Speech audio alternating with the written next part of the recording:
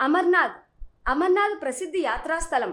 భారతదేశంలో హిందువులు ఒక్కసారైనా తమ జీవితంలో అమర్నాథ్ని దర్శించుకోవాలని అనుకుంటారు. శ్రీనగర్ నుంచి 145 కిలోమీటర్ల దూరంలో ఉన్న అమర్నాథ్ చాలా ప్రసిద్ధి చెందిన పుణ్యక్షేత్రం. ఈ అమర్నాథ్కి చాలా ప్రత్యేకత ఉంది. సముద్ర మట్టానికి 4175 మీటర్ల ఎత్తులో ఉన్న ఈ అమర్నాథ్ శివభక్తులలో చాలా ప్రత్యేక స్థానం పొందింది. మంచుతో సహజంగా ఏర్పడిన శివలింగం ఇక్కడి ప్రధాన ప్రత్యేకత. ఈ అమర్నాథ్ అనే పేరు 2 హిందీ పదాల కలయిక వల్ల వచ్చింది. అమర్ అనగా అమరమైన అని అర్థం, నాథ్ అంటే దేవుడు అని అర్థం.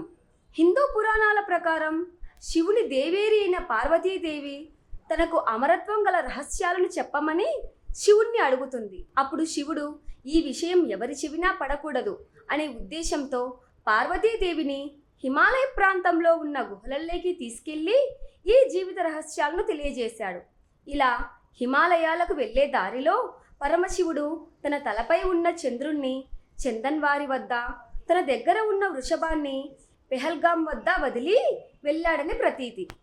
మరియు తన మెడలో ఉన్న సర్పాన్ని శేష్నాగ్ వద్ద విడిచి వెళ్ళిపోతాడు. ఆ తర్వాత శివుడు పంచభూతాల్ని పంచరత్న వద్ద వదిలి మహాశివుడు ఆ హిమాలయం లోపలికి వెళ్తారు. అప్పుడు శివుడు తన మాటల్ని ఎవరూ వినకుండా ఉండేందుకు గుహలో మంట వెలిగించి అక్కడ ఉన్న సమస్త జీవులను నాశనం చేశాడని ప్రతీతి. అయితే అక్కడ శివుడు గమనించకుండా ఉన్నప్పుడు ఒక జింక చర్మం కింద 2 పావురం గుడ్లు మాత్రం ఎటువంటి హాని జరగలేదు. అక్కడ శివుడు జీవిత రహస్యాలు చెప్తూ ఉండగా ఆ 2 పావురం గుడ్లు పొదిగి ఆ విషయాలన్నింటినీ జాగ్రత్తగా విన్నాయని ప్రతీతి. అందువల్లనే అమర్నాథ్ చేరుకోగానే భక్తులు ఆ 2 పావురం జంటల్ని చూడొచ్చు. చాలామంది వీటి గురించి ఏం చెప్తారు అంటే, అక్కడ గుహలో ఉన్నప్పుడు శివుడు చెప్పే రహస్యాలను విన్న ఆ పావురాలు మరలా మరలా జన్మిస్తూ ఉన్నాయి, అమర్నాథ్ని తమ నివాసంగా చేసుకున్నాయి అని చెప్పుకుంటూ ఉంటారు.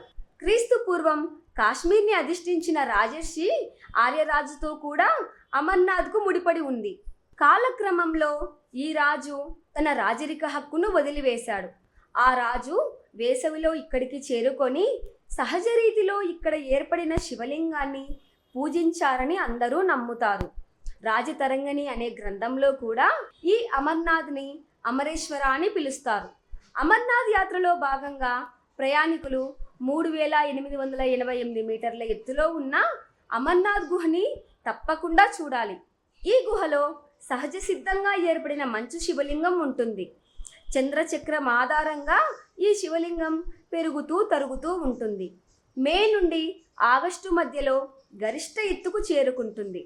అటువంటి గుహ 5000 ఏళ్ల నాటిగా చెప్పబడుతోంది.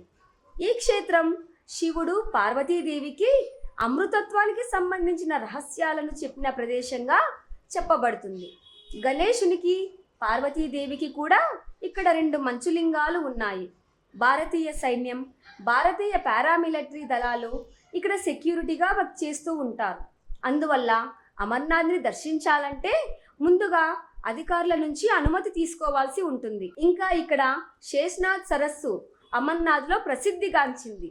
ఈ సరస్సు సముద్ర మట్టానికి 3650 మీటర్ల ఎత్తులో ఉన్నందున జూన్ దాకా మంచుతో కప్పబడి ఉంటుంది. వేసవి కాలాల్లో అమర్నాథ్ యాత్రికులు, భక్తులు ఈ సరస్సుకు భారీ సంఖ్యలో వస్తారు.